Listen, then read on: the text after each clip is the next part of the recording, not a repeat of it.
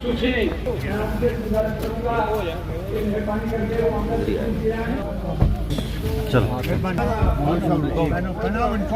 यार तो यार चौथा साहब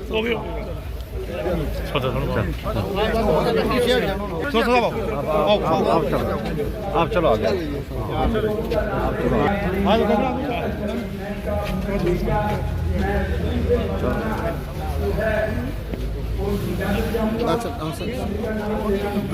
अच्छा सीधे वो आगे आगे आगे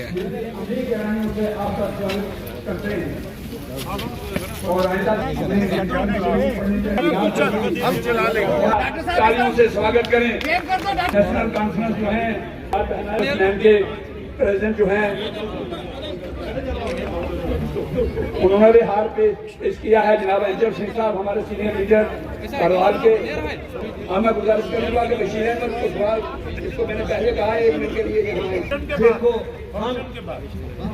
हम इसमें ये सेंट्रल सरकार ने अब तक चुप्पी बनाकर बैठे हैं। अफसोस इस बात का है कि हम लोग सब एकजुट कर अपील रही सरकार से, मौजूदा सरकार से हमारी यही अपील है कि हमारे जो जैसे हमारी बस्ती है रख सरकार हीरानगर में कही जाती है, हमारे ये वहाँ के हमारे ये राज मास्टर जी आए हुए हैं, इनको सब पता है। हमें उम्मीद है ये भी स्टेज पर आकर हमारा ये है कि हमारे एक नदी साथ में पड़ती है तरना नाला, उसमें क्रेट पड़ते हैं। सबसे ज्यादा गवर्नमेंट ने हमारे उधर वो क्रेट नहीं डाले क्योंकि वो देखते हैं कि आएंगे हम देखेंगे जब बारिश होती है आते हैं तो हमें बहुत परेशानी होती है। हम डेरे लेकर दाएं बाएं कूच हो जाते हैं। बाकी हमारा रास्ता देखा जाए कि हमारे हैं तो बहुत घर वाले उनको पहले स्कूल छोड़ने के लिए हैं। हम ये भी हम ये डॉक्टर साहब को ये बात जताना चाहते हैं कि जो मौजूदा और मैं देखता हूं कि आपकी मुसीबतें इतनी बड़ी हैं कि बयान नहीं किया जा सकता। हर तरफ से मैं देखता हूं मायूसी। उम्मीदें हैं कि आपकी मुश्किलें दूर हो जाएंगी, मगर 2 चीजें याद रखें। एक सब्र और जिसने हमें पैदा किया है उस पर भरोसा रखें। उसी ने हमें ताकत बख्शी लोगों की मुश्किलों को कम करने की। हमने नफरत नहीं पैदा की। हमने ये नहीं कहा कि हिंदू खतरे में है, मुसलमान खतरे में। हमने कभी नहीं कहा। मगर क्या करें, जिन लोगों को आपने वोट दिए उन्हें आपको वोट दिए इसीलिए ना, वो कहते रहे आपको कि आप खतरे में हैं। आपको दोनों ने खतरे में डाला। 10 साल से आपकी हुकूमत कर रहे हैं। वो एक प्राइमरी हेल्थ सेंटर नहीं बना सकते, आपको पानी नहीं दे सकते। मुझे याद है जब ये रावी का डैम बना तो शेख साहब ने इजाजत दी उनको बनाने की कि ये बराज बनाएंगे, जिस बराज से आपके कंडी का इलाका आबाद होगा, पानी आएगा आपके, और आपके खेत जो बेकार हैं वो सोना उगाने लगे। मैं कई दफा खुद मुख्यमंत्री था, बादल साहब से मिला, पंजाब की हुकूमत से मिला कि आपने जो वादा किया है उसको पूरा कीजिए। फिर जो आज की हुकूमत है उनने कहा कि बहुत जल्दी ये बनेगा। आज तक उसका एक पत्थर भी नहीं लगा है इतने सालों में कि आपको पानी मिले। और पानी है हमारे पास, वो डैम बना हुआ है, मगर किसी ने इसकी तरफ तवज्जो नहीं दी। कैसे बनेगा? आपके यहां डॉक्टरों की कमी है इस रियासत में। 600 डॉक्टर चाहिए, नर्सें चाहिए, पैरामेडिकल स्टाफ चाहिए, टीचर चाहिए। हमारे पास ये सब है, मगर लगाने वाला कोई नहीं था। बाहर के लोगों को ढूंढते हैं, डोगरे को नहीं ढूंढते। जो पढ़ा लिखा है, तालीम पाई है, उसको घर में बिठा दिया है, उसको दवाइयों का असर डाल दिया है। हेरोइन बिक रही है, बेचने वाले भी हम ही लोग हैं, खाने वाले भी हम ही लोग हैं। ये नहीं देखा ये पूरी कौम जो है वो खत्म हो जाएगी, नहीं देखा इसकी तरफ। इसको ठीक करना है। आपके सदर ने सारी चीजें यहां रख दी, कई चीजें नहीं रख सके क्योंकि वक्त कम था। मैंने इनसे कहा आप जम्मू आइए, जुम्मों में आपको मंत्रियों से बिठाऊंगा और हम जितनी जल्दी हो सके आपकी मुश्किलात को कम करेंगे। इसमें शक नहीं है कि स्टेट हुक में जब तक वो नहीं आता कई चीजें हम नहीं कर सकते, मगर वो भी जल्दी आ जाएगा। हमें सिर्फ ये उम्मीद रखनी चाहिए कि जब काम करोगे उस पर ईमानदारी से काम करो। ये ना हो कि जहां तुमने सीमेंट लगाना है वहां तुम रेत लगा रहे हो, तो उसमें भी हमने देखा बेईमानी है। आजकल इतना वो करप्शन हो गया है, हर चीज पे पैसा पैसा पैसा पैसा, जैसे कि पैसा हमें भगवान के पास पहुंच जाएगा। भगवान के पास पहुंचने के लिए अच्छे काम करने हैं, तभी वो कहते हैं स्वर्ग मिलेगा। स्वर्ग कभी तब तक नहीं मिलेगा जब तक कि आप अच्छे काम नहीं करेंगे। और सबसे बड़ा काम ये है कि हम भाईचारा रखें। पैदा करने वाला तो भगवान ही है ना, उसको आप खुदा कहें, भगवान कहें, भाई गुरु कहें, जो आपकी मर्जी कहें। ताकत तो वही है, वही सूरज को चमकाता है, वही चांद को रोशनी दिलवाता है, वही आपके घर को चलाता है, आपको दिखता नहीं है। ताकत वो है, उस ताकत को हम भूल गए हैं। हमने दौलत को ताकत बना दिया है। झुकना है तो सिर्फ भगवान के सामने झुको, अल्लाह के सामने झुको, इंसान के सामने कभी मत झुको। इंसान आज है, कल चला जाएगा, वो रहेगा, वो था, है और रहेगा, बाकी सब मिट जाएगा। इसे आपसे कहते हैं गलतियां हुई बहुत, इस हुकूमत ने कम गलतियां नहीं की। मुझे बताइए दरबार में क्यों हटाया और किसी ने आपने बात की नहीं? उस वक्त आपने लड्डू खाए, थालियां बजाई, नारे मारे, ये कश्मीर के लिए है। अब जब आपकी जमीनें जा रही जो आपको 75 साल से मिली हुई हैं, आप एक घर लुटा रहे हैं, आप वो घरों से निकाल रहे हैं, आपकी नौकरियां बाहर वालों को दे रहे हैं। यही तो था। महाराजा हरि सिंह पागल नहीं था। महाराजा हरि सिंह ने कानून लाया था, तब हिंदुस्तान पाकिस्तान नहीं था। उसको डर था कि डोगरे जो हैं गरीब हैं और पंजाबी जो हैं बड़े अमीर हैं, वो इनकी जमीनें ले जाएंगे, इनकी नौकरियां ले जाएंगे, तो ये कहां जाएंगे?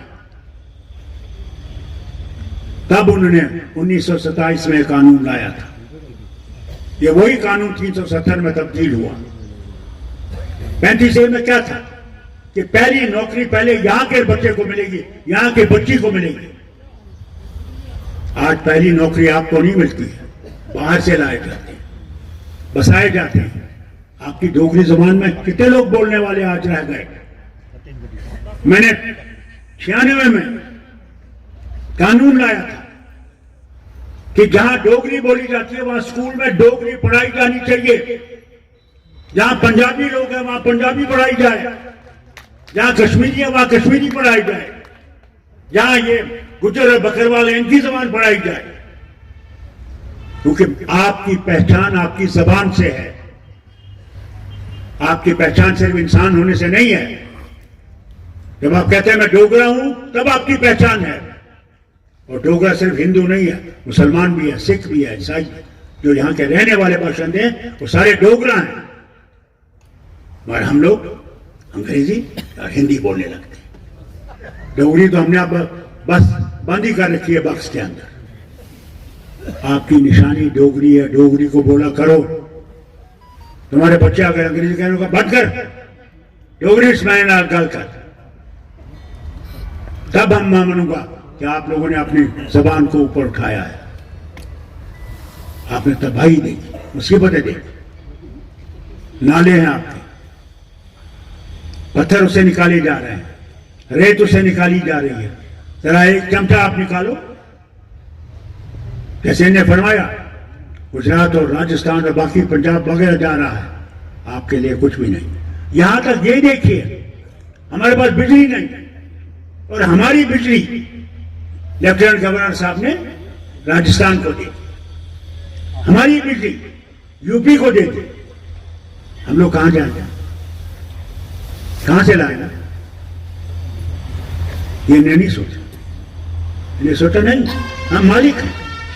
अरे जी इनका भी पट्टा गोल होगा एक दिन, आप देखते जाइए। जो ऊपर वाला जो है वो इंसाफ करेगा। हाँ जरूर वक्त लगता है, इंसान कहता है अभी होना चाहिए, इसी वक्त होना चाहिए। उसके हाँ याद रखेगा, हमें लगता है देर है, देर नहीं है। वो इनको मौका देता है कि बदलो। अभी इस गांव में गए थे, मैंने आज एक का वीडियो देखा सईद चौधरी का, मुझे मालूम नहीं था। वहां 75 साल से लोग रह रहे हैं और उनको वो हटाने की नोटिसें लगाई है। अफसोस है मुझे इस डीसी पे भी। ये क्या करेगा जब भगवान खाला जो है वो मंदिर में नहीं है ना मस्जिद में है, वो लोगों के अंदर है। और उस शायर ने बहुत अच्छी बात कही, कहा क्यों ढूंढते हो उसको जमीन और आसमान की गर्दिश में, अगर वो तुम्हारे दिल में नहीं वो तुम्हारे लिए कहीं भी नहीं। इसे उस भगवान को अपने दिल में बसाओ। जिस दिन तुम्हारे दिल में भगवान बस जाएगा तुम्हें किसी धर्म का बुरापन नहीं दिखेगा, तुम्हें सब धर्म अच्छे दिखेंगे।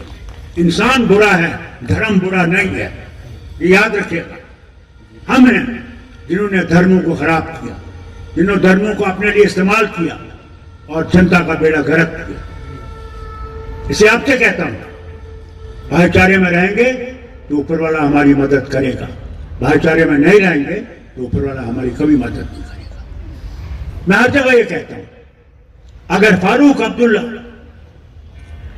जवाहरलाल नेहरू के घर में पैदा होता, मैं कश्मीरी पंडित होता। और अगर भगवान ने इंदिरा गांधी को मेरे घर में पैदा किया था, मेरे बाप के संतान में, तो वो मुसलमान होती। और फैसला किसने किया? उसने, जो हम सबका मालिक है। उसने संतान दी, कई जगहों पे संतान ही नहीं दी। इसे याद रखिएगा।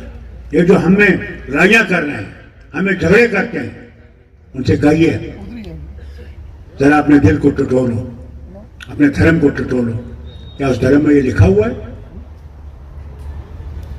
इसलिए अगर हमने आगे चलना है, अपनी मुसीबतें दूर करनी है, आप ही कम मुसीबतें नहीं है जैसे इन्हें बयान किया, कम ही चीजें स्टेज पे बता सके। हर घर में मुश्किल है, हर घर में महंगाई आसमान से बात कर रही है।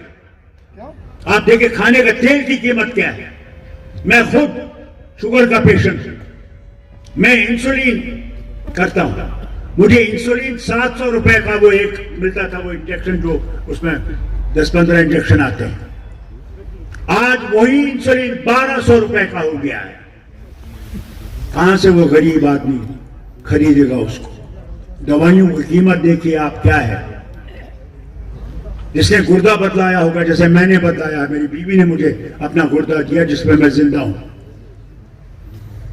और जो ये गुर्दा बदलाते हैं उनको जो दवाइयां खानी पड़ती है, मैं कभी कभी हैरान हो जाता हूं कि वो गरीब आदमी कहां से लाएगा। हर तरफ से लोग जुल्म से नीचे गिर गए। ये बच्चे देखिए अभी आपके सामने आए, हिंदुस्तान को 4 चांद लगाए इन्होंने। कोई मखौल नहीं है, मगर पूछिए आज इनका हाल क्या है। क्या ये नहीं सोचते होंगे दिल में कि हमने वतन के लिए इतना किया और ये वतन हमारे लिए कुछ नहीं कर रहा? नहीं सोचते होंगे? आज जय माता की जय माता, मगर दिल में से पूछिए ना कि तुम पे क्या छुरियां नहीं चलती होंगी, तुम्हारे घर वालों पर नहीं होगा। इन चीजों को देखना बहुत जरूरी है, इन चीजों पे काम करना जरूरी है। हमने नफरतें नहीं कायम करनी, हमने झगड़े कायम नहीं करने। मैं आपके एमएलए से कहता हूं, जो आपके यहां बीजेपी के एमएलए हैं, ये सरकार सबके लिए है। इस सरकार में मैं भी सरकार में था, मैंने कभी फर्क नहीं किया। चमन लाल जी आते थे मेरे पास, चुनी लाल जी आते थे मेरे पास, मैं पहले इनका काम देखता था कि इनको ये ना लगे क्योंकि मैं मुसलमान हूं और कश्मीर से हूं कि मैं इनसे पर्दा रखूंगा, इनसे दूर रखूंगा, ये काम नहीं करूंगा। मैं सोचता था जब भगवान ने ये कुर्सी दी है ये सबके लिए दी है, जिसे तुम्हें वोट नहीं दिया उसके लिए भी है। आपसे कहता हूं कभी ये मत सोचिएगा कि आपने नेशनल कॉन्फ्रेंस को वोट नहीं दिया इसे नेशनल कॉन्फ्रेंस आपकी तरफ देखेगी नहीं। मैंने आपकी तरफ नहीं देखना, मैंने उसकी तरफ देखना जिसने मुझे पैदा किया है, जिसके सामने मैंने जाना है। मुझे पूछेगा वहां वो कहेगा बोल मैंने तुझे इस कुर्सी पे बिठाया था, तूने मेरे लोगों से इंसाफ किया या नहीं किया? वहां पूछने वाले नहीं होंगे, वहां पैसा नहीं चलेगा, वहां सिफारिश नहीं चलेगी, वहां मुझे बाप नहीं बचाएगा, मां या बहन या भाई नहीं बचाएगा, दोस्त नहीं बचाएगा। वहां मैंने जो किया होगा वही बचाएगा। इसे आप सबसे कहता हूं कभी मत सोचिएगा नेशनल कॉन्फ्रेंस है इसे आपके लिए जगह नहीं है। जैसे हर बात कहते हैं एक आंख जम्मू है और एक आंख कश्मीर है। अगर एक आंख भी बैठ जाती है तो क्या दिखता ठीक है? इसलिए अगर इस रियासत को बनाना है हम सब ने, वो हिंदू हो, मुसलमान हो, सिख, ईसाई हो, गुजर हो, बकरवाल हो, कोई भी हो, हम सब ने इकट्ठे इस रियासत को बनाना है। मैं कहता हूं जैसे इन्हें फरमाया अगर आपके गांव में पानी आएगा क्या वो सिर्फ एक घर के लिए आएगा, एक धर्म के लिए आएगा? अगर आपके यहां सड़क बनेगी, स्कूल बनेगा, जैसे इन्हें फरमाया कि वहां हाई स्कूल बनाना है, हायर सेकेंडरी करना है उसको, क्या वो सिर्फ एक मजहब के लिए होगा? वो सबके लिए होगा। मैं जिस स्कूल में पढ़ा था वो ईसाइयों का स्कूल था, उसमें सारे उस्ताद जो थे वो हिंदू थे। एक उस्ताद जो था उसमें वो आरएसएस का था। सामने हमारे कहा, मेरा बाप वजीर आजम था, कहा मैं आरएसएस का हूं मगर इस स्कूल के गेट के बाहर अंदर मैं आपका बाप हूं और मैंने आपको जिस तरह मैं अपने बच्चे को पढ़ाऊंगा वैसे मैंने आपका ख्याल रखना है। ये थे हमारे टीचर। मुझे एक दिन अंग्रेजी में मैंने गलती की, मैं 10वीं जमात में पढ़ता था, ऐसा थप्पड़ मारा मुझे उस टीचर ने कि मेरी गर्दन ही इधर को हो गई। जब घर पहुंचा, साइकिल पे हम जाते थे, हम गाड़ियों में नहीं जाते थे, बाप ने साइकिल दी थी, साइकिल पे जाया करो, साइकिल पे आया करो। मेरा बाप बाग में बैठा था, जो मेरे बाप को देखा मैंने मार गया था। मेरे बाप ने सबसे ज्यादा मार मुझे ही दी, मेरी गलती पे। मैंने कहा उसने तो मुझे एक ही थप्पड़ मारा था, ये तो मेरे पास मार ही डाला। कहने लगा आओ थैंक यू, मैंने 11 लकीरें मारी। मैंने भगवान रहम करना, आप मेरे बाप से मुझे बचाना। पहुंचा तो यूं मैं चल रहा कि मेरा गाल ना देखे। कहे क्या हुआ ये? मैंने पापा मैंने गलती की थी, तो उस्ताद ने मुझे थप्पड़ मारा। उसी वक्त मेरे बाप ने सेक्रेटरी रैना को बुलाया, कहा खत लिखो, और प्रिंसिपल को खत लिखा और कहा कि मैं इतना शुक्रगुजार हूं आपका, आपके टीचर का। उसने ये नहीं देखा ये वजीर आजम का बच्चा है, उसने देखा ये लड़का है जिसने गलती की है, इसी गलती को ठीक करना है। भाई साहब आज अगर उस्ताद या उस्तानी बच्ची और बच्चे को थप्पड़ मारेगी वो बेचारी जेल में होगी। ये हो गया हमारी हम लोग सबसे ज्यादा उस्ताद की इज्जत थी, भगवान के बाद उस्ताद को माना जाता था। आज कहां है वो इज्जत? आज कोई बुजुर्ग को सलाम करता है, बल्कि अगर सिगरेट होगा तो वहां उसके मुंह पे फेंकेगा। ये हालात है। और ये जो बड़ा आ गए ना ये मोबाइल, पूछो ही मैं इस पर क्या क्या नहीं दिखाता। और माँ बाप को पता ही नहीं है कि मेरा बच्चा और बच्ची कहां है, और फिर हम समझते हैं कि हम भारत बनाएंगे। भारत बनाओगे तब जब पहले अपने खानदान को ठीक करोगे, उनको अच्छी बातें सिखाओगे। आज तो ये हो गया है, आज तो जनाब गलती पे भी रोक दूसरे पे करता है। इन चीजों को जब तक आप लोग ठीक नहीं करोगे, आपकी रियासत और आपका वतन कभी आगे नहीं बढ़ेगा। काम होंगे, सड़कें बनेगी, पानी आएगा, अस्पताल और स्कूल बनेंगे, कॉलेज बनेंगे। मगर एक चीज सबसे बड़ी याद रखिएगा, अपने अंदर उसका डर पैदा कीजिए जो हमारा भगवान है। जब तक उसका डर आपके अंदर पैदा नहीं होगा, आप कभी भी स्वर्ग की तरफ नहीं जा सकते। क्या आपने बहुत अच्छी बात की, अपनी मुश्किलें सुनाई। कौन सुनने वाला था पहले? कौन था? सवाल ही नहीं। अरे आप डीसी साहब की बात करते हैं, छोटा चपरासी जो वहां था वो कह रहा हो उधर चल, उधर बैठ। आज आपकी हुकूमत है, ये मेरी हुकूमत नहीं है, ये आपकी है। आप मालिक हो, ये याद रखना। और मालिक नहीं है, आप मालिक हो इस रियासत के। अपना हक मांगना कोई गलत बात नहीं है। यही है आजादी। हिंदुस्तान की आजादी का मकसद ही यही था। अंग्रेजों को निकालना ही नहीं था, सिर्फ ये था कि हर एक को अपना हक मिले। वो गरीब तब आपको याद नहीं आता। इसे आप पंचायत के इलेक्शन आने वाले हैं, मैं आपसे इल्तिजा करता हूं, मेहरबानी करके ईमानदार पंचों को आगे लाइए। हमारी बहनों से कहता हूं, बार बार बहन से कहता हूं कि 33% आपकी रिजर्वेशन है, शेड्यूल्ड ट्राइब की रिजर्वेशन है, ओबीसी की रिजर्वेशन है, शेड्यूल्ड कास्ट की रिजर्वेशन है। मेहरबानी करके उनमें अच्छे पढ़े लिखे लोगों को आगे लाइए कि जो लोगों के काम करें। ये नहीं, मैं 96 में आया, 8 सीटें मुझे अपर हाउस की थी, 6 मैंने जम्मू को दी, सिर्फ 2 कश्मीर के लिए रखे। और एक आदमी के जब मैं घर गया जिसको मैंने एमएलसी बनाया था, मैं देखता हूं सड़क भी उसी के घर की तरफ जा रही, पानी भी उसी के घर की तरफ, बिजली भी उसी के घर से। उसने तो पहले मैं अपना घर ठीक कर लूं, फिर देखेंगे लोग। ऐसे लोगों को लाइए जो अपना घर कुर्बान करेगा लोगों के लिए, उनको लाइए, तब बात बनेगी। और जो करप्शन है इसके खिलाफ आवाज करिए। लेने वाला भी बेईमान और देने वाला भी बेईमान, दोनों चोर। गरीब कहां से लाएगा? मैं वजीर आला था, बिजबारे में तकरीर कर रहा हूं, बच्चे खड़े हो गए मेरे सामने, कहने डॉक्टर साहब माफी चाहते हैं, हम आपसे बात कर रहे हैं। मैंने कहा बोलो क्या है? कहा जनाब हमारी पुलिस में भर्ती थी, 60 80 हजार हमने दिए हैं, ना हमें नौकरी मिली ना हमें पैसा वापस मिला। दोनों अफसर मेरे सामने खड़े थे, मैं नाम नहीं लूं। उसी वक्त उस स्टेज से मैंने उनको सस्पेंड किया। फिर इनके दोस्त आए, यार आए, जनाब रिश्तेदार आए, और ऐसे चोर थे वो कि जब वो बड़े बड़े ओहदों पर भी पहुंचे उन्हें चोरी नहीं छोड़।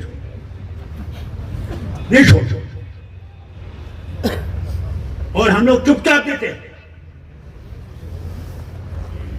और मैं आपकी जमात के लोगों से कहना चाहता हूं, खबरदार, मैंने अगर ये शिकायत सुनी कि किसी भी हमारे नेता ने पैसा लिया हो किसी चीज के लिए, मैं उसी वक्त उसको पोस्ट से बाहर निकाल दूंगा और उस पर केस चलाऊंगा। तब ये जमात चलेगी जब हम ईमानदारी और डरेंगे खुदा से। इंसान से हमें डरना नहीं, हमें उससे डरना जिसके पास हमने जाना है।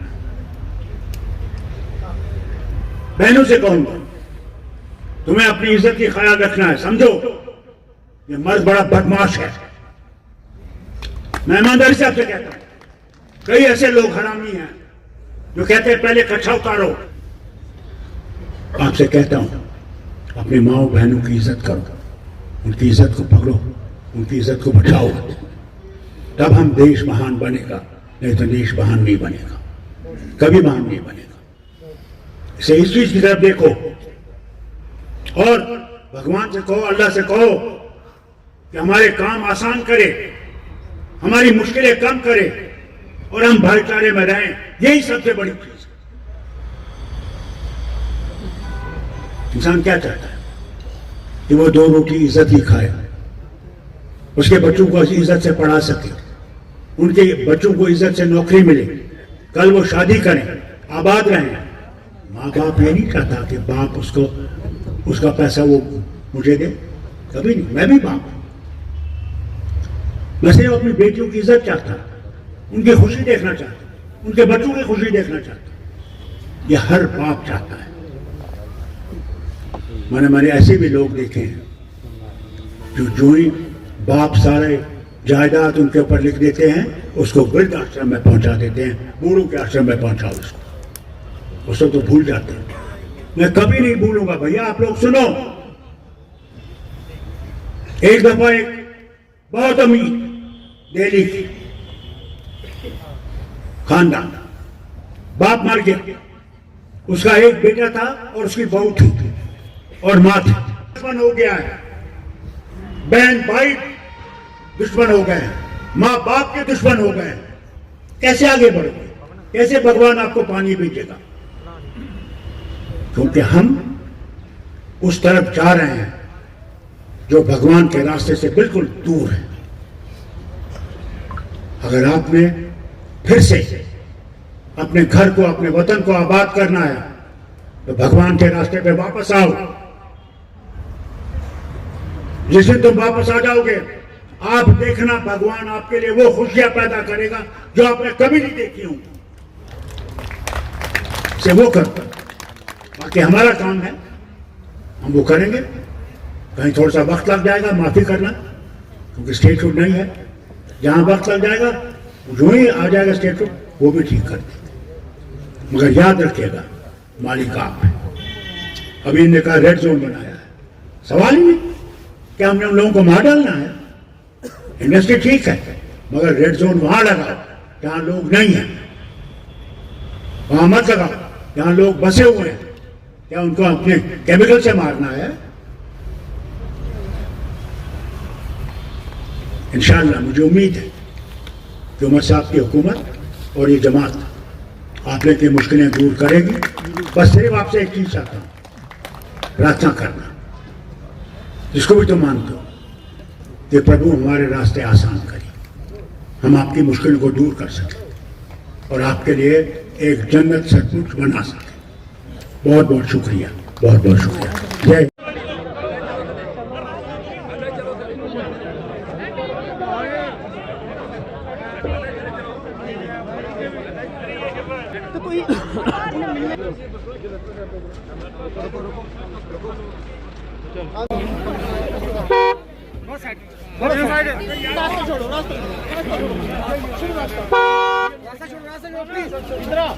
जय लग जाएगा।